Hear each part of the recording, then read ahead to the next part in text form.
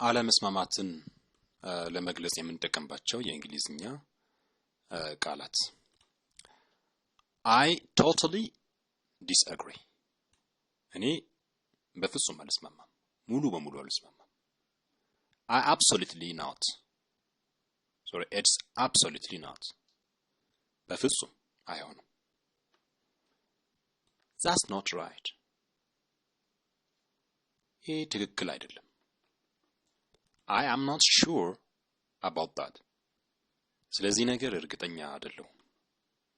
I don't think so አይመስለኝም